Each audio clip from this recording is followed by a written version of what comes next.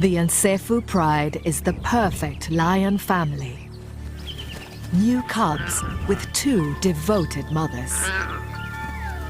2 loyal fathers to guard them. But they've got teenagers. And that spells trouble. Turning from cubs into killers isn't easy. They must learn how to hunt and how to find their independence while staying loyal to their family. Teenage mistakes can have terrible consequences. They face betrayal, isolation, and death.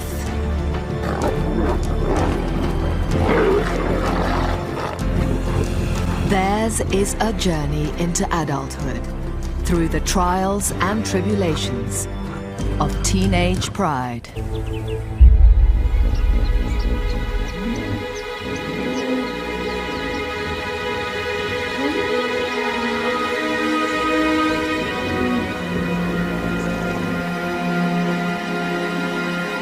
It's dawn, and the Nsefu pride relaxes after a busy night's hunting. The Nsefu lions are led by 2 dominant males in their prime. At the heart of the pride are 5 adult females and 6 new cubs born to 2 litters. Everyone dotes on the new arrivals. Everyone except the teenagers. They have their own problems. There are 7 of them, ranging from 1 to 3 years old, mostly sub-adult males. Like all teenagers, they face the difficult transition to maturity. But these adolescents are lucky. Their 25-square-mile territory is on the Luangwa River, the best lion real estate in the area. Born 8 weeks ago, the new cubs are now old enough to hang out with the pride, and even the 2 big males spend time with them.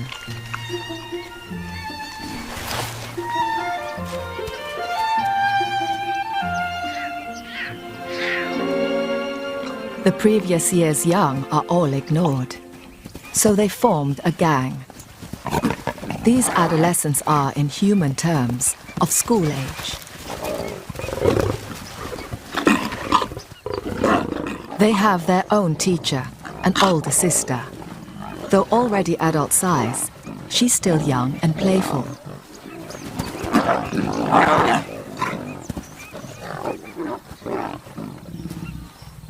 Life was perfect until the 6 new cubs came along and stole the show. The mothers have their hands full now and pay little attention to their older offspring. Aunts and a grandmother are increasingly losing patience. Of the 7 teenagers, 4 are male, now with the first sign of manes. 3 of these are brothers.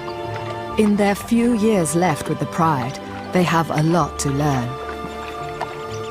Their big sister, their teacher, makes sure they keep up. There's a lot of land for dozy adolescents to get lost in.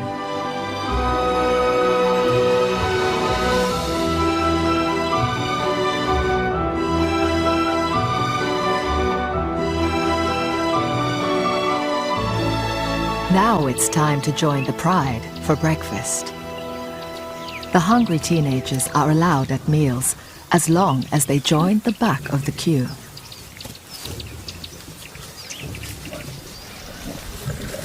The new cubs are treated like royalty and even steal the big males' meals.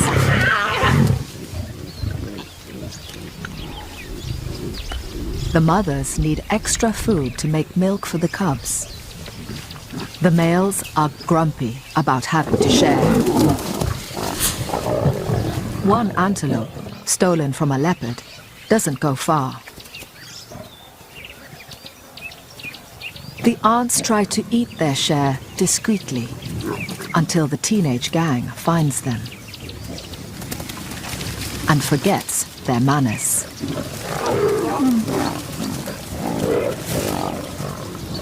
The hungry youngsters often break the rules of the pride.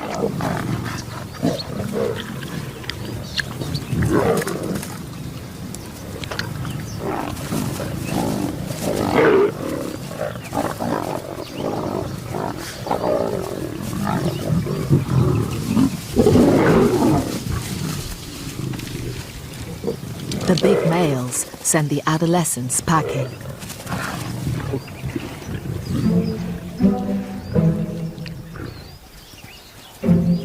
The most important survival skill the youngsters can learn is to hunt, and it's time for class.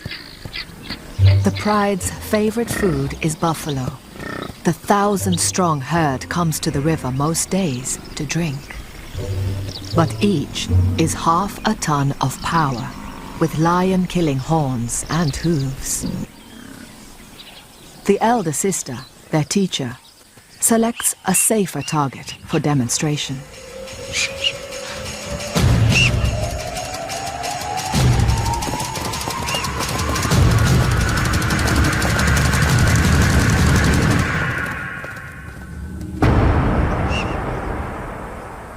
Hunting needs more work.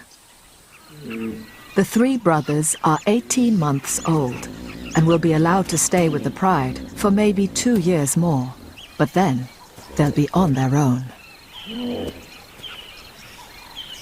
Hippos retreat to the river by day, but come on land at night to graze.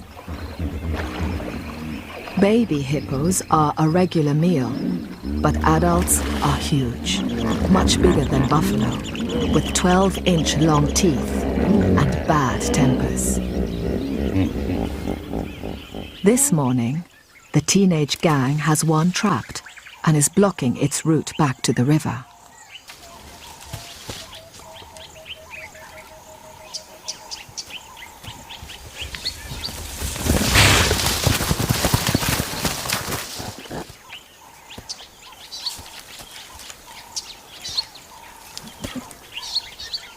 Potential predator and potential prey fight a battle of wills.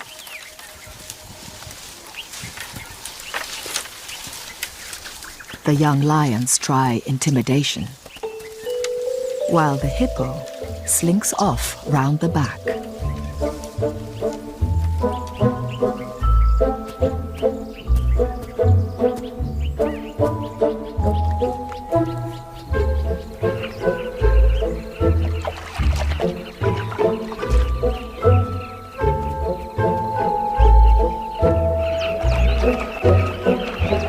The chatter of brightly colored birds distracts the hungry teens.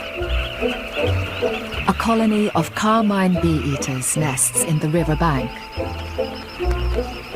Their burrows extend 6 feet or more into the soft sand.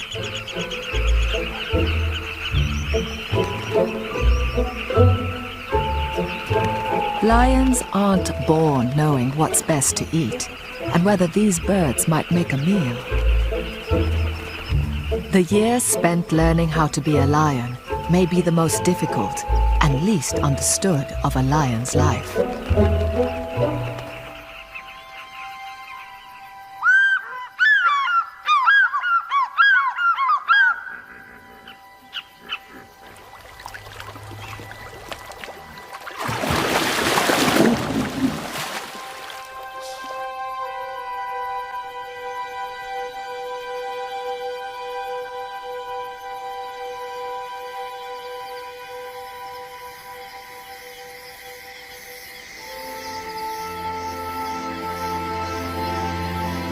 Lions are meant to be nocturnal, active at night. But they're teenagers.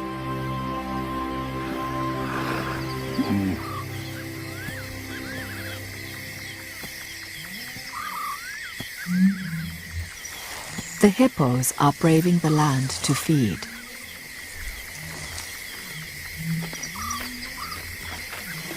They graze and eat fallen fruit through the night. For hungry lions, 3 tons of slow-moving meat is just asking for trouble. This time, if they work together, so many lions should be able to take on one hippo. Yet the hippo is more intimidating than they are.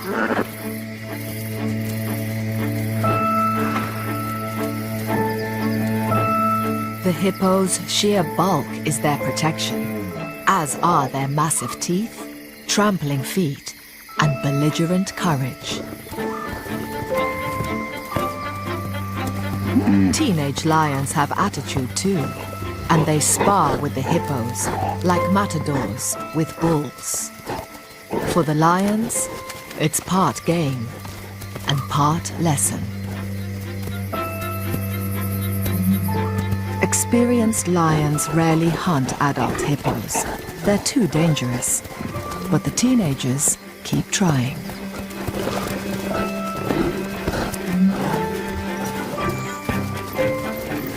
They'll eventually learn to look for calves or injured adults, which are easier prey. After taunting the hippos, the big sister leads the class inland. Hunting antelope requires specialist teamwork, and they practice most nights. They spread out. The idea is to drive an impala or a puku into an ambush. Antelope are faster than lions, and they work together too, alarm calling. It's time for the teens to test their strategy. Lions assign themselves different jobs in the hunt. Some become wingers, left or right. Others, part of the charge or the ambush. Once a lion learns its job, it'll eventually fulfill that role in each hunt for the rest of its life.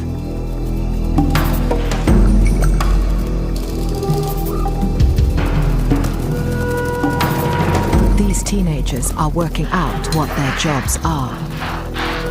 The three brothers coordinate well, but they've not caught anything yet.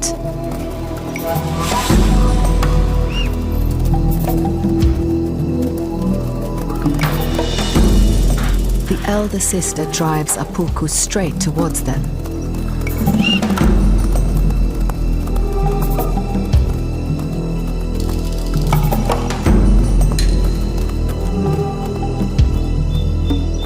But they miss the ambush.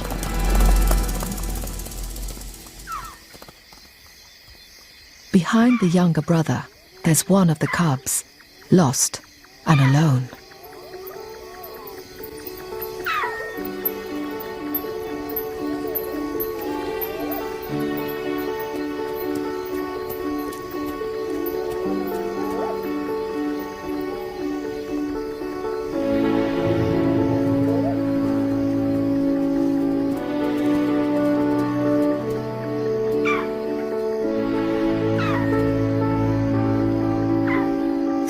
Terrified.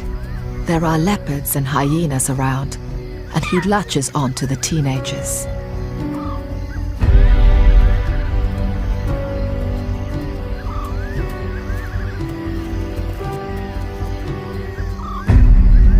They stop hunting.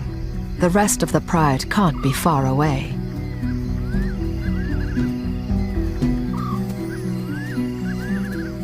But the cub's older siblings may not give him the safety he seeks. Teenagers play rough. There's still resentment towards the cubs. Jealousies within a family are normal. Before the cubs came along, life was better. And now they wait at the back of the queue.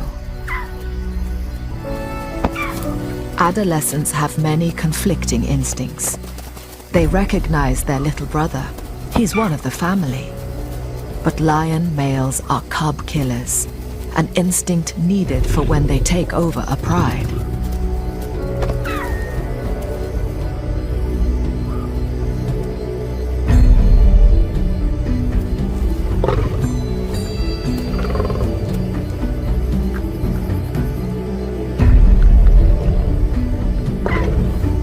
Just as the game looks like being the cub's last, his mother appears.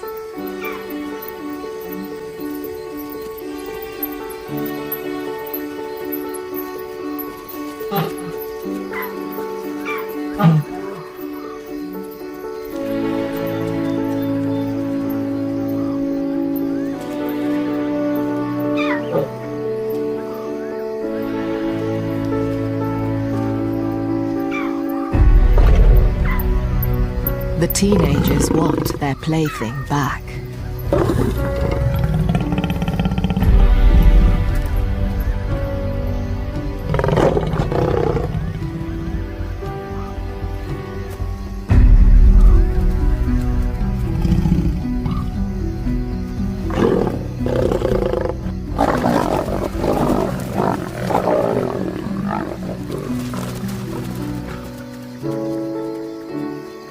The cub is battered, confused, and lucky to be alive.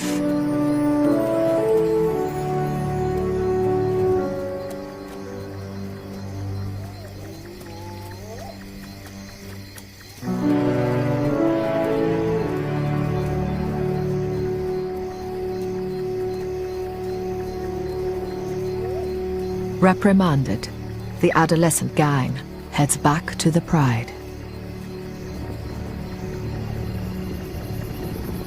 There's a rumbling, like distant thunder. Stampeding buffalo. The professional hunters, the lionesses, are at work.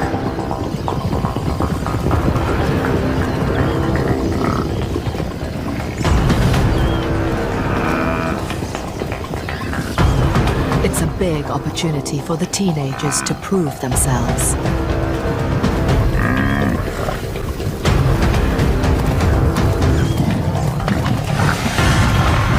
The strategy for hunting buffalo is different to antelope. Buffalo are like tanks, well armored. The lions must attack from behind.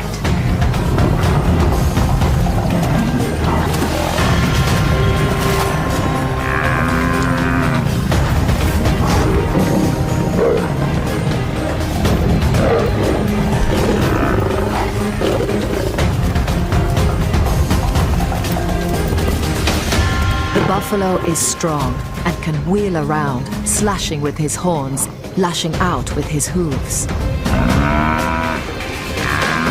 He tramples and kicks one of the yearlings.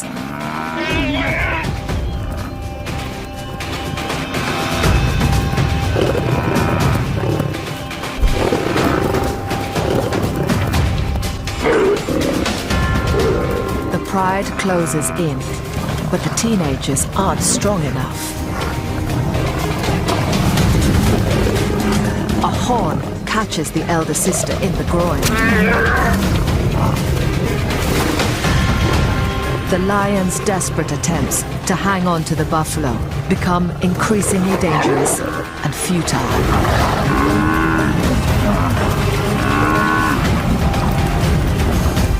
One by one, the lions peel off. Teeth and claws aren't enough. It takes experience as well as courage, and knowing when to back down.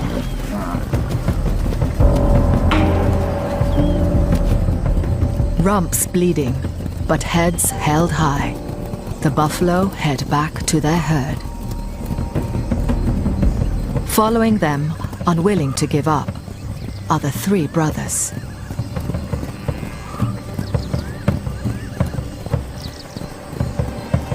The rest of the pride leaves them to it.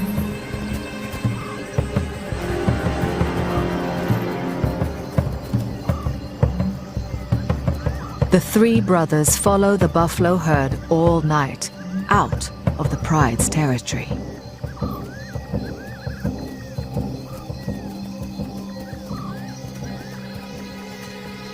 But after a few hours, they've lost the buffalo and their pride.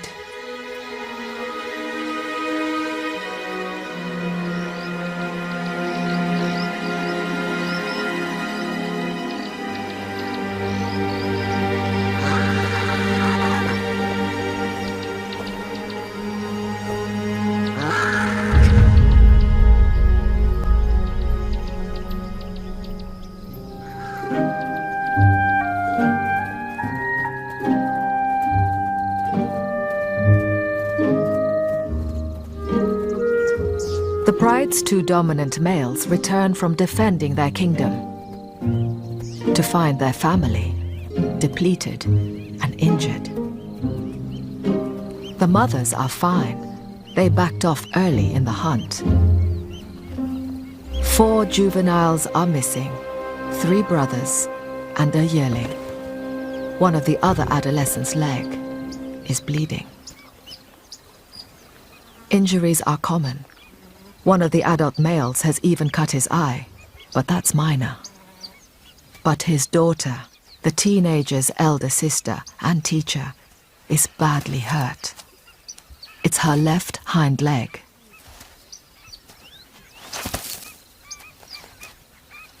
She's fortunate to have the pride. Solitary cats, like leopards, starve when they can't hunt.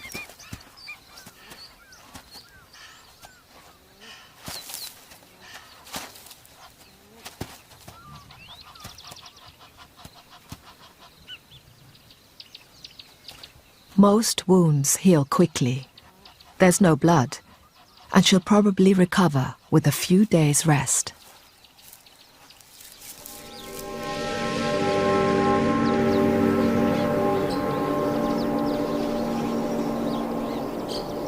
But the trampled yearling is not so lucky. A moment of teenage bravado has caused fatal internal injuries.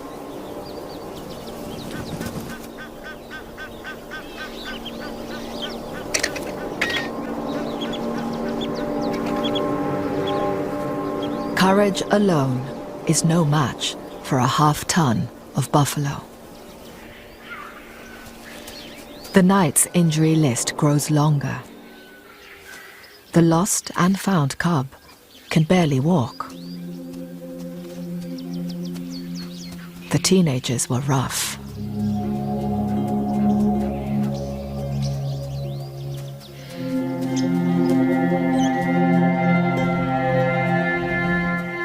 He looks for comfort from his mother, but she rejects him.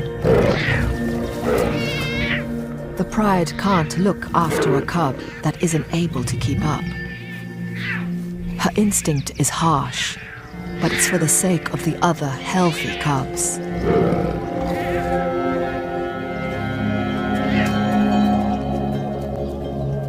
One night of teenage havoc has devastated the whole pride.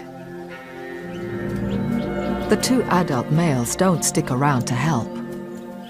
They often split up to patrol their borders and cover more territory.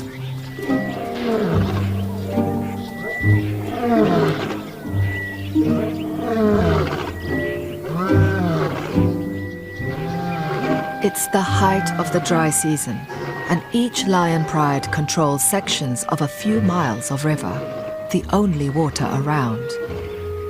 The lions hardly ever venture out of their territory in case they meet their rival neighbors. Yet, on this morning, beyond the pride boundary, are the 3 teenage brothers, on their own for the first time. At 18 months old, they are too young to leave the pride, yet the instincts for independence are stirring. They head out in search of breakfast.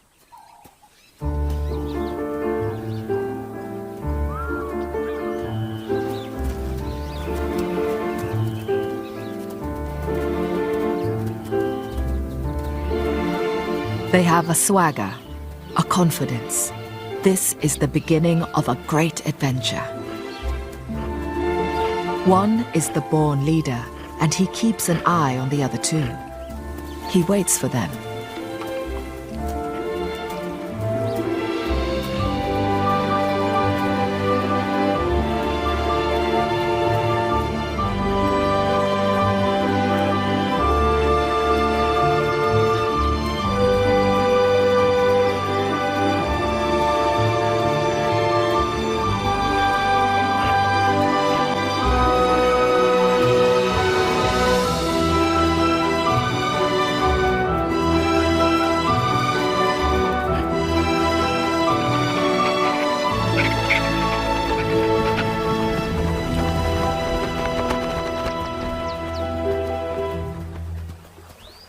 The hippo carcass is days old and thin pickings.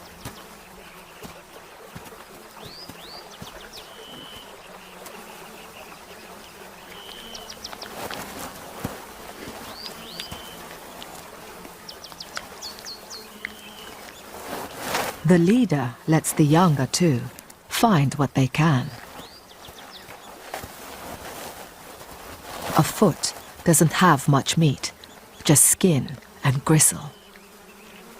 They should be careful. Their stomachs aren't accustomed to rotting carcasses. But it's something they may need to get used to.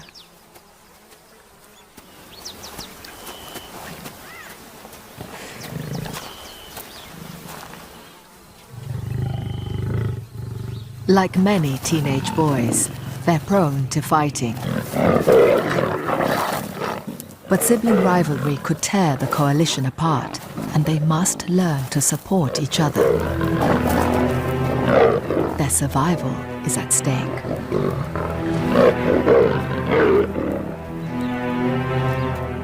The leader just moves on, and they have to follow.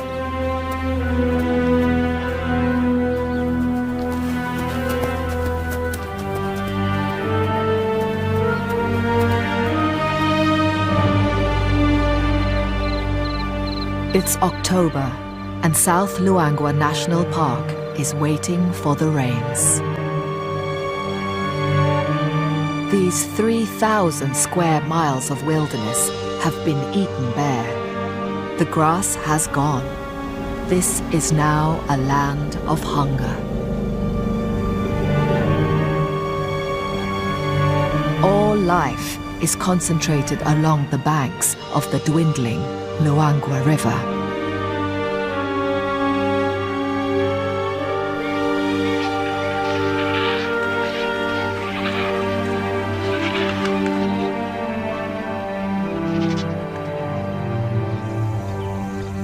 Drawn by the only water, a lone lioness, a nomad. Life without a pride is harsh.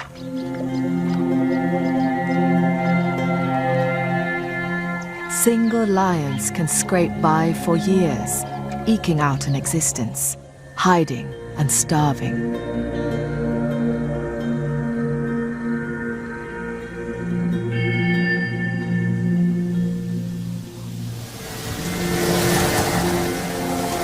Rainstorms are on their way. But for this nomad, it's probably too late.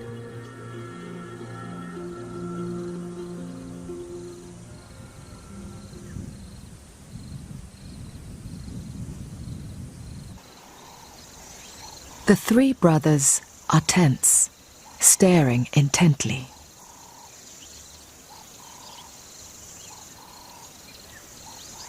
A few hundred yards away is a small pride of lions, their neighbors. This family looks different, battle-scarred. Their life is tougher. There are 2 adult females and several older adolescents, like the brothers.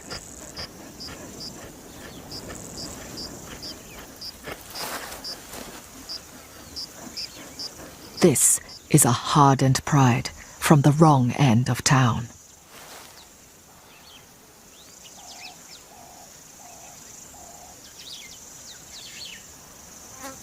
But that's not what the brothers are staring at. There's a familiar face here. Their own father.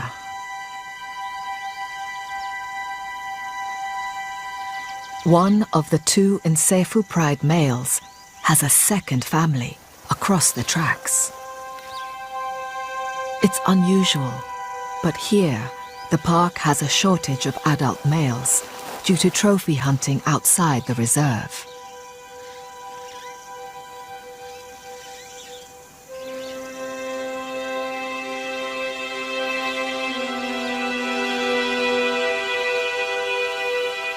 As the brothers watch, he greets the other pride's adolescents. He's clearly their father too. They are a little older than the three brothers.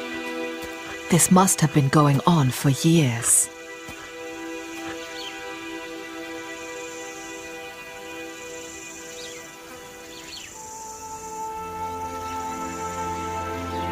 Cuts and scars tell of a hard life. Small prides do less well, pushed into lower grade areas.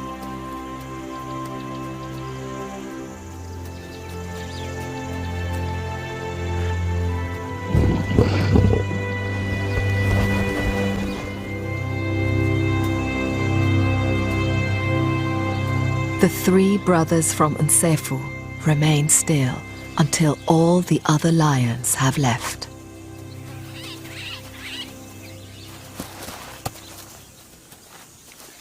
Confused, their confidence gone, they nuzzle for reassurance.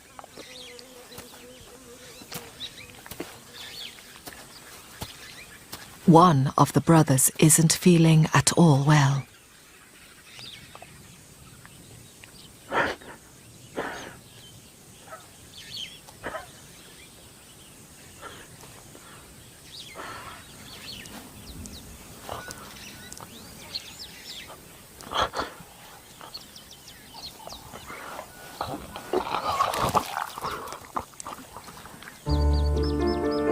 Maybe it's the effect of the rotten hippo. But in many animals, emotional upset can have the same results too.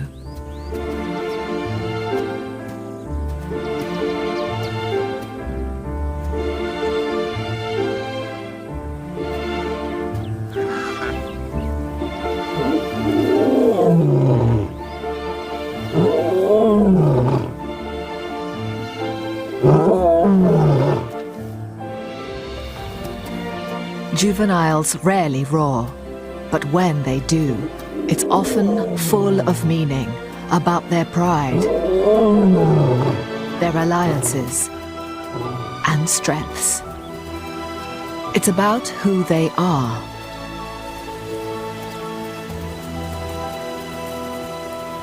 They are three teenage runaways, adventurers, figuring out how the world works on their own.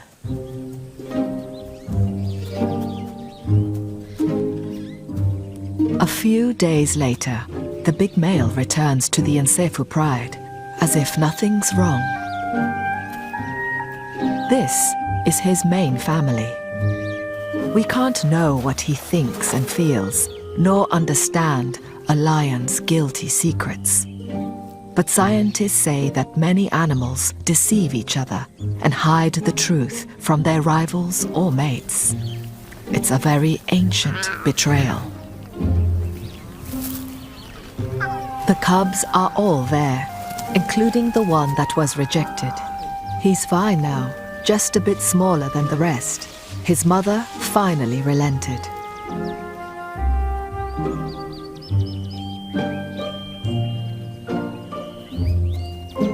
Ignored in the past by his mother and brothers, the lucky survivor is forging a special relationship with his father.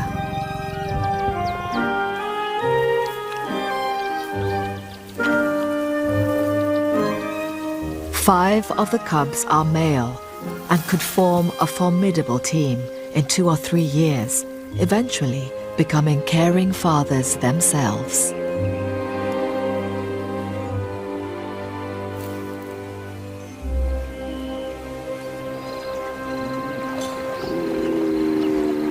The falling river shrinks the hippo pools. The territorial males aren't happy with their newly confined quarters. If the dominant hippo doesn't get you, the crocs may. Injuries are inevitable. Under cover of darkness, a wounded hippo retreats to the bank. With luck, darkness and dense bush would hide him. But he comes face to face with the Nsefu mothers, and doesn't stand a chance.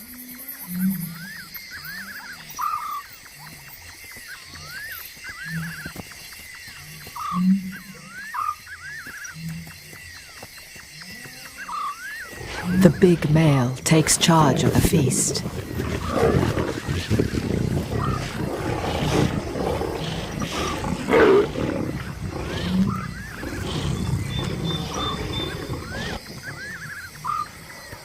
An adult hippo is a huge meal, more than enough for them all. Yet, there's an unusual tension.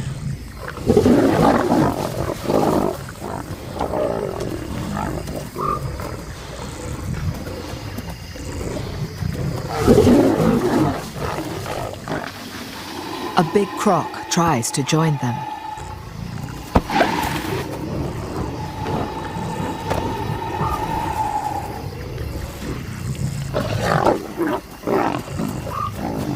It's too dangerous, even for him.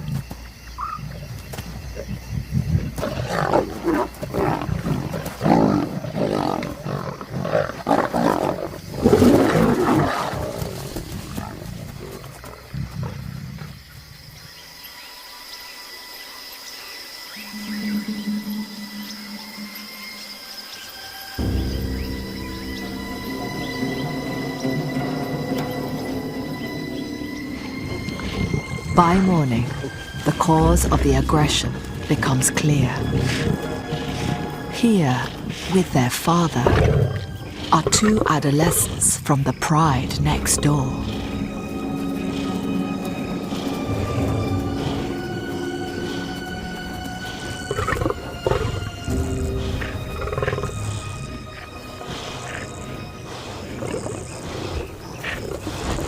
The Nsephu mothers are the most upset.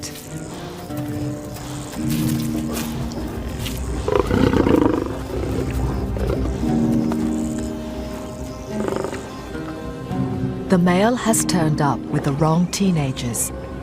He's brought two illegitimate adolescents instead, expecting them to be fed. It's like the most awkward Thanksgiving dinner. The uninvited guests are tough, with no manners. They don't know teenagers should join the back of the queue and not talk back.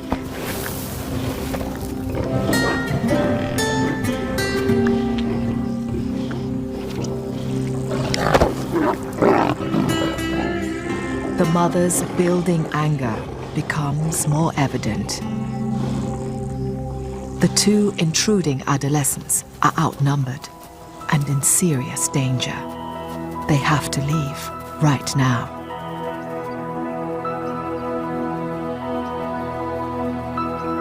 The Nsephu mothers follow, looking intent on revenge. The teenagers turn on a mother.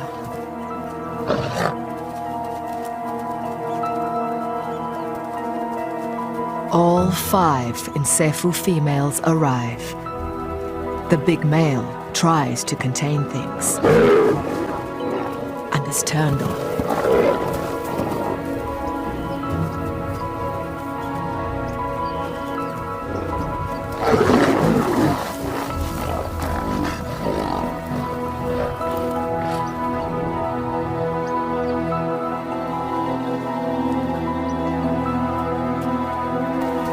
He puts himself between the mothers and the two interlopers.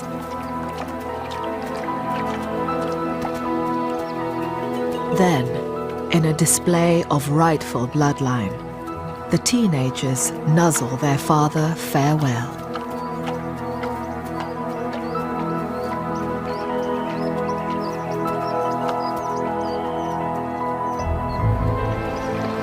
The two exit the only way they can, through the crocodiles.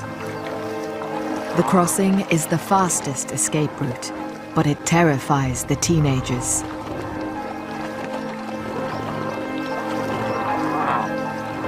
They've met their father's main family.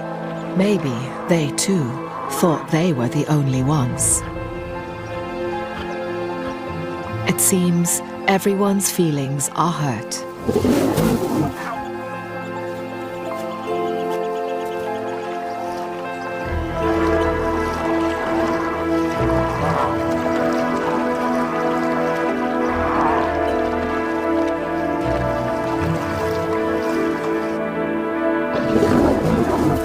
The Unsefu mothers are still spoiling for a fight.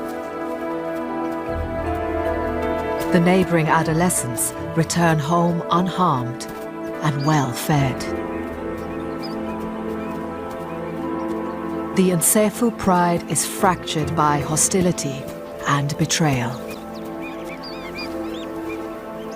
The growing tension extends beyond the lion pride. Other animals become desperate in the final days of the dry season.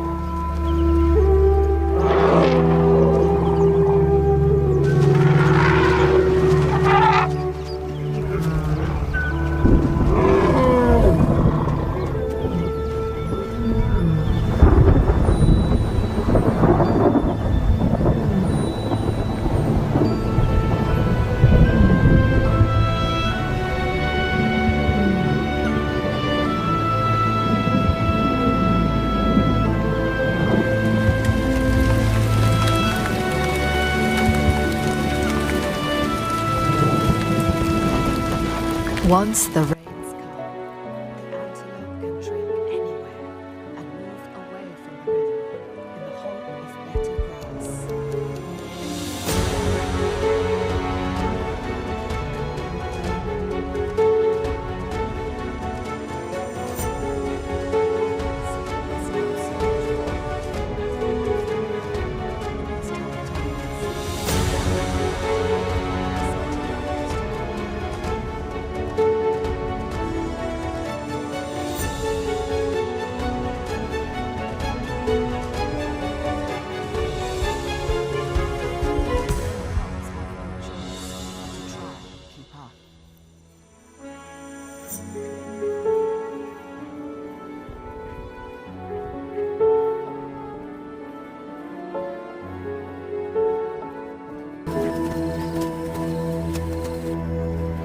The buffalo head out beyond the pride's boundary. Far from bringing life, the storms empty the lion's world. The territory is a deserted sea of mud.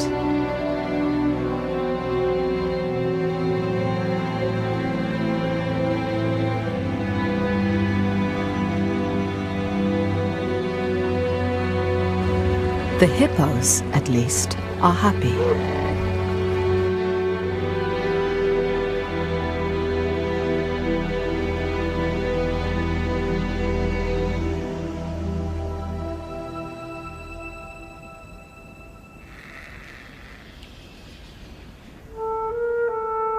It takes a few weeks, but life returns. Grass grows, and the fresh flush is richest around the river. The antelope return.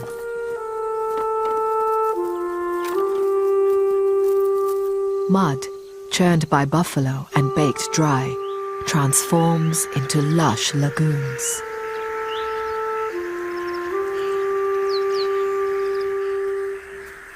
For the cubs, it's a new world. They've only known dusty plains. The little cub, injured by the teenagers, is now hard to tell apart from his brothers.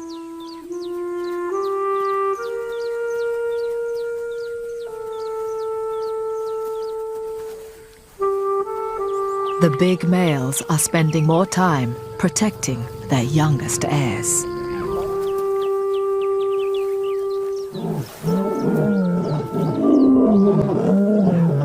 The mothers join with the males in roaring to proclaim their pride. The only ones missing are the three brothers. They haven't seen them since the buffalo hunt.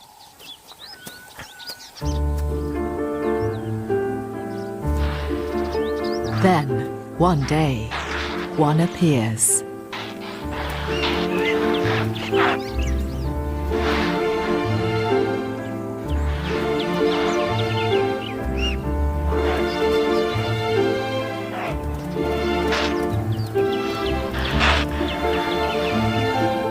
following him, the other two.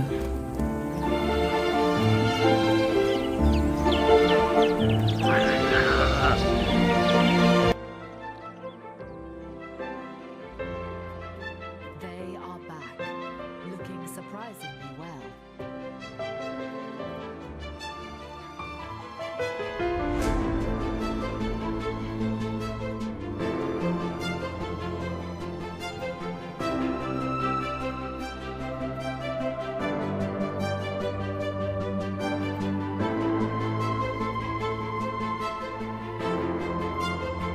are welcome as part of the family.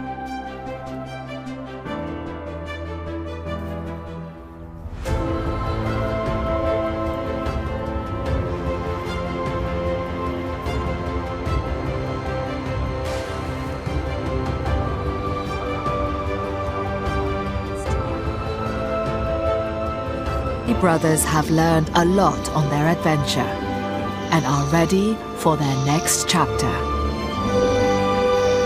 It's a new season, a new beginning for all the lions of the Nsefu Pride.